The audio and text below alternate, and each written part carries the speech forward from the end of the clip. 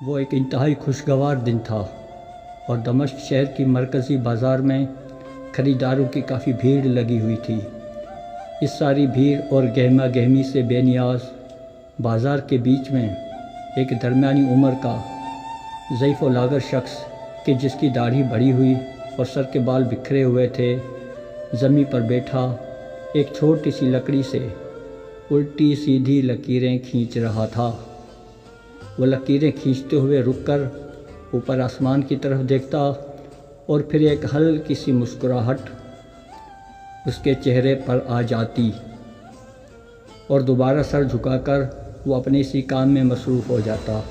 آتے جاتے لوگ اسے دیکھ کر مسکراتے اور اپنے راستے ہو لیتے، لیکن وہ کسی کی طرف متوجہ نہ ہوتا۔ اتنے میں شور مچ گیا کہ شاہی سواری کو راستہ دو۔ سب لوگ بازار کے درمیان سے بھاگ کر بازار کے دائیں بائیں ہو کر کھڑے ہو گئے اور اپنے سر جھکا کر شاہی سواری کے گزرنے کا انتظار کرنے لگے۔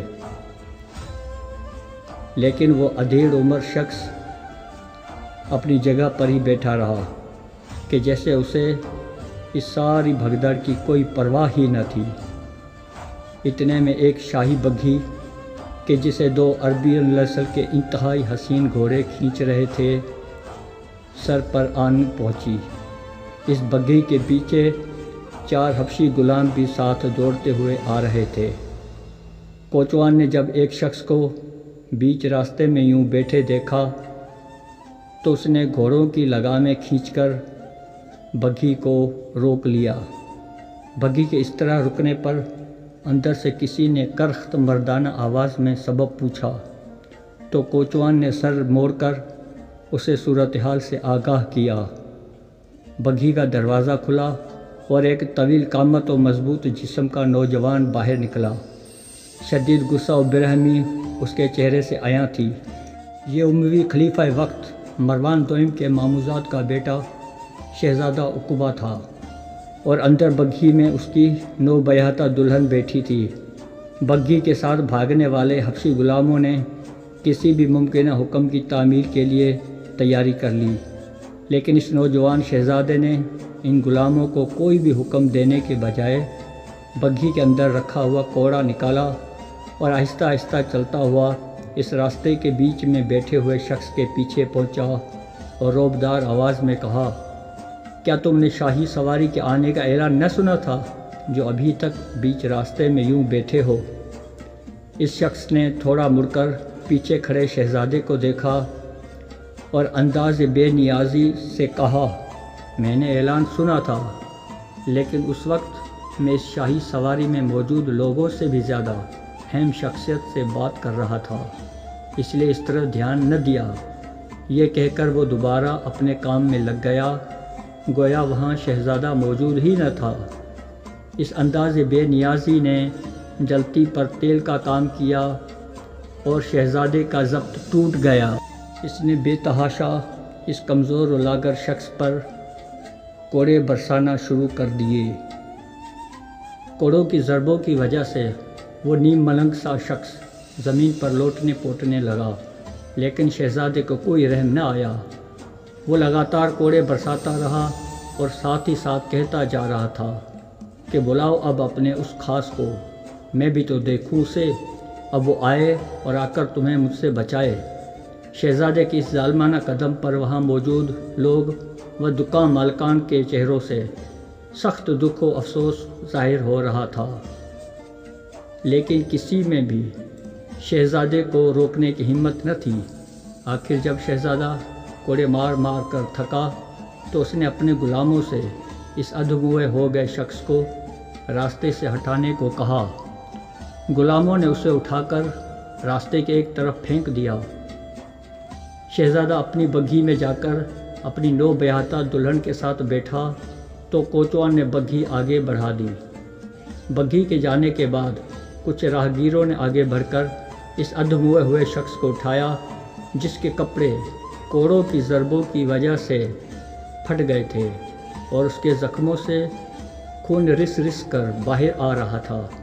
ایک دکاندار دوڑ کر پانی کا گلاس بھر لایا اور اس تکلیف سے کراہتے ہوئے شخص کو پانی پلانے لگا۔ وہاں موجود سبھی لوگ شہزادے کے اس عمل کے خلاف خلیفہ وقت کے دربار میں جا کر شکایت کرنے کو کہہ رہے تھے۔ وہ شخص خاموش رہا اور پھر لوگوں کی مدد سے کھڑا ہوا تو بولا، بھائیو، خلیفہ سے شکایت کر کے کیا ملے گا؟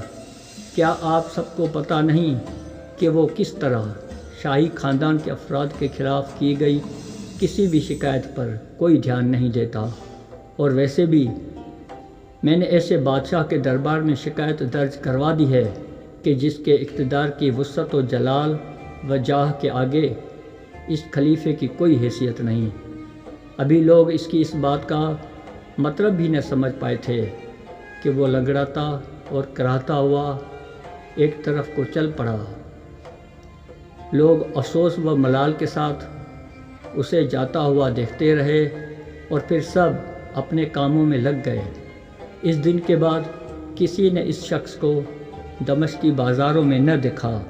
نہ جانے وہ کون تھا، کہاں سے آیا تھا اور کہاں چلا گیا۔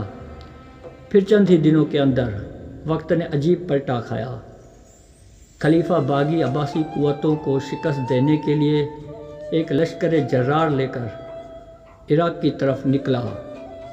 خلیفے کی مدد کے لیے اس خاندان کے تقریباً سبھی مرد لشکر کے ساتھ گئے، لیکن یہ شہزادہ عقبہ کوئی بہانہ کر کے پیچھے رہ گیا۔ چند دنوں بعد شہر میں خبر پہنچی کہ خلیفہ کے لشکر کو شکست ہو گئی ہے اور وہ اپنی جان بچا کر بمشکل بھاگنے میں کامیاب ہو سکے ہیں۔ یہ خبر سنتے ہی پورے شہر اور خاص طور پر محل میں کوہرام سا مچ گیا۔ اب ہر شخص پریشان تھا کہ اب کیا ہوگا۔ اگلے ہی روز خلیفہ بھی اپنے بچے ہوئے تھوڑے سے سپاہیوں کے ساتھ شہر پہنچ گیا۔ اس نے آتے ہی اپنے خاندان کو ساتھ لیا اور یہ اعلان کرتے ہوئے انجان منزل کی طرف نکل چلا کہ عباسی لشکر پہنچنے ہی والا ہوگا، میں دوبارہ لشکر اکٹھا کر کے جلد لوٹوں گا۔ خلیفہ کے یوں مقابلہ کر کے اپنے شہر و لوگوں کو بچانے کے بجائے یوں بھاگ جانے پر لوگ اور بھی پریشان ہو گئے۔ شہزادہ عقبہ نے بھی اپنے محل پہنچ کر اپنی بیوی سے جلدی قیمتی سامان اٹھا کر یہاں سے نکل چلنے کو کہا۔ اس نے پکا ارادہ کر لیا تھا کہ یہ کسی طرح اندلس جانے کی کوشش کرے گا۔ دمشق سے نکل کر ابھی یہ لوگ زیادہ دور بھاگ بھی نہ پائے تھے کہ پتہ چلا کہ عباسی لشکر تو ابھی پیچھے ہے، لیکن ان کے چھوٹے دستے بھاگتے ہوئے بنو امیہ کے لوگوں کا چن چن کر قتل عام کر رہے ہیں۔ اس نے پکڑے جانے کے خوف سے ایک بستی میں پناہ لے لی کہ جب حالات کچھ بہتر ہوں گے تو نکلنے کی کوشش کروں گا، لیکن ان چھوٹے دستوں کی ہر وقت ان علاقوں میں موجودگی کی وجہ سے یہ نکل نہ پائے۔ اسی دوران عباسیوں کا مرکزی لشکر بھی دمشق آ پہنچا اور شہر پر قبضہ کر لیا۔ اب تو شہزادہ عقبہ اور اس کی بیوی اور ڈر گئے اور انہوں نے فیصلہ کیا کہ یوں چھپے بیٹھنے سے کچھ نہ ہوگا۔ اسی آدھی رات کو یہ میاں بیوی گھوڑوں پر سوار ہوئے اور براستہ مصر اندلس جانے کے لیے مصر کی جانب جانے والے راستے پر تیز رفتاری سے روانہ ہو گئے، لیکن وائر قسمت کہ 1 گھنٹے کے سفر کے بعد ہی وہ لوگ ایک گشتی عباسی فوجی دستے کی نظر میں آ گئے اور پکڑے گئے۔ شہزادے کی شناخت ہونے پر اسی وقت شہزادے کا سر تن سے جدا کر دیا گیا۔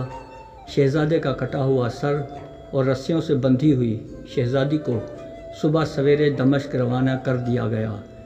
شہزادے کا سر اسی دمشق کے بازار میں سرے راہ لوگوں کی عبرت کے لیے نیزے پر چڑھا کر لٹکا دیا گیا، لیکن شہزادی کئی دنوں تک عباسی لشکر کے جنگ سے تھکے ہوئے اعلیٰ افسران کی تھکان اتارنے کے لیے